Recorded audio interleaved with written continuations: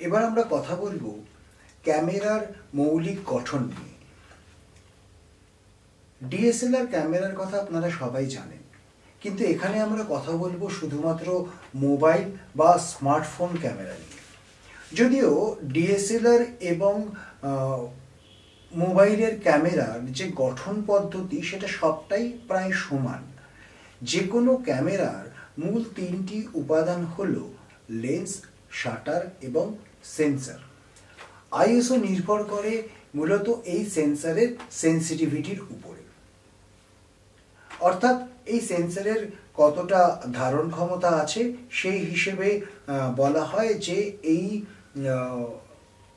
Mobile ক্যামেরাটিতে আপনি এত ISO অবধি যেতে পারেন বা আপনি রাতেও এটা শ্যুট করতে পারেন। মানে night shoot option, night shoot mode যে ক্যামেরাতে দেওয়া হয় তাতে ধরে নেওয়া হয় যে এই ক্যামেরার, মোবাইল ক্যামেরার আইএসও অনেক বেশি। যদিও আইএসও আমরা কমিয়ে বা বাড়িয়ে আলোর যে সেন্সিটিভিটি সেটাকে নির্ধারণ করতে পারি, কিন্তু তাতে ছবির গুণগত মানও হ্রাস হয়। মোবাইল ক্যামেরার মেগাপিক্সেল যত বেশি হবে সেই ক্যামেরা তত ভালো হবে, এই ভ্রান্ত ধারণা আমাদের মধ্যে আছে। কিন্তু ক্যামেরার ছবির মান শুধুমাত্র তার মেগাপিক্সেলের উপরে নির্ভর করে না। এই মান নির্ভর করে সেই মেগাপিক্সেলের সঙ্গে সেন্সরের সাইজ কতটা তার উপরে। ধরা যাক 40 মেগাপিক্সেলের দুটি ক্যামেরা, একটির সেন্সর সাইজ 1/0.5 সেন্টিমিটার এবং অন্য আরেকটির sensor size 1.5 centimetre by 2 centimetre. স্বভাবতই যেটার সেন্সর সাইজ বড় হবে সেটির গুণগত মান তত ভালো হবে এবং ছবি, আপনি সেখান থেকে যে ছবি পাবেন সেই ছবির সাইজও তত বড় হবে। আবার অনেক সময় দেখা যায় যদি 40 মেগাপিক্সেলের একটি ক্যামেরা যার সেন্সর সাইজ 1/0.5 সেন্টিমিটার আর 20 মেগাপিক্সেলের আরেকটি মোবাইল ক্যামেরা যার সেন্সর সাইজ 1.5/2 সেন্টিমিটার, দেখা যাবে এই দুটি ক্যামেরার ছবির গুণগত মানের খুব বেশি কিছু পার্থক্য নেই। অথচ একটি ক্যামেরা আমরা দেখছি 40 মেগাপিক্সেল এবং আরেকটি ক্যামেরা আমরা দেখছি 20 মেগাপিক্সেল। অর্থাৎ এখানে পার্থক্যটা তৈরি করে দিচ্ছে তাদের সেন্সরের সাইজ।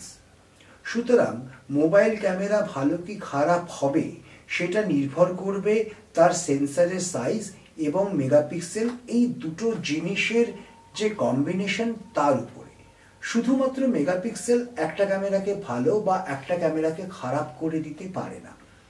এখানে আমরা চারটে আলাদা আলাদা ক্যামেরার, ইনক্লুডিং মোবাইল, তার সেন্সর সাইজ দেখতে পাচ্ছি। ডিএসএলআর ক্যামেরা মূলত দু ধরনের হয়।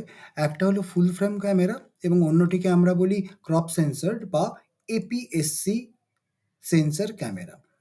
চতুর্থটা হলো পয়েন্ট অ্যান্ড শ্যুট ক্যামেরা, যেগুলো নর্মাল ছোটো যে ক্যামেরাগুলো আমরা ব্যবহার করি বা দেখে থাকি। আর চতুর্থটি হলো মোবাইল ক্যামেরা। এবার আমরা দেখতে পাচ্ছি সেন্সর সাইজ ফুল ফ্রেম ক্যামেরার সব থেকে বড়, তারপরে হচ্ছে এপিএসসি সেন্সর বা ক্রপ সেন্সর ক্যামেরার, তারপরে হলো পয়েন্ট অ্যান্ড শ্যুট ক্যামেরার এবং তারপরে হলো মোবাইল ক্যামেরার। অর্থাৎ এখানে একটা জিনিস খুব পরিষ্কার যে একটা ফুল ফ্রেম ডিএসএলআর ক্যামেরা যে ইমেজ কোয়ালিটি দেবে সেটা একটি মোবাইল ক্যামেরা বা অন্য কোনো ক্যামেরাই সেটা দিতে পারবে না। অর্থাৎ সবথেকে ভালো যে ছবির কোয়ালিটিটা আমরা পাবো সেটা সবসময় পাবো আমরা ফুল ফ্রেম ক্যামেরায়, কারণ ফুল ফ্রেম ক্যামেরার সেন্সর সাইজ অনেক বড়। ঠিক সেরকমই মোবাইল ক্যামেরার ক্ষেত্রেও আমরা মোবাইল ক্যামেরার যদি সেন্সর সাইজ এই একই হয় এবং তাতে যদি মেগাপিক্সেল বাড়ে সেক্ষেত্রে তার একটা গুণগত ছবির যে গুণগত মান তাতে একটা পার্থক্য তৈরি হয়। কিন্তু সেন্সর সাইজের যদি ফারাক হয় এবং তাতে সেন্সর সাইজকে যদি ছোট করা হয়, যে সাইজটা এখানে দেখা যাচ্ছে সেই সাইজের থেকে যদি ছোট করা হয় এবং তাতে মেগাপিক্সেল যদি বাড়ানো হয়, তাহলে তাতে গুণগত মানের খুব বেশি কিছু ফারাক হয় না। এই ছবিটা থেকে আপনাদের একটা ধারণা তৈরি হবে যে সেন্সর সাইজ এবং মেগাপিক্সেল এই দুটো কিভাবে একটা ক্যামেরার বা একটা মোবাইলের ক্যামেরার ছবির গুণগত মানকে নির্ধারণ করে। আরও একটা জিনিস আজকাল ক্যামেরা কোম্পানিগুলো আমাদের জানায়, সেটা হলো তাদের মোবাইল ক্যামেরার এফ নাম্বার বা অ্যাপারচার। এটাও একটা অত্যন্ত গুরুত্বপূর্ণ বিষয়, যেটা আমাদের মোবাইল ক্যামেরা কেনার সময় মাথায় রাখতে হবে। অ্যাপারচারের ক্ষেত্রে অ্যাপারচারের ওপেনিং মানে অ্যাপারচার নাম্বার যত কম হবে সেই ক্যামেরার দাম তত বেশি হবে। মানে অ্যাপারচার নাম্বার কম হওয়ার অর্থ হলো এই লেন্সের ওপেনিং তত বেশি, অর্থাৎ অনেক কম ডেপথ অফ ফিল্ডের আপনি একটা ক্যামেরা পেতে পারেন।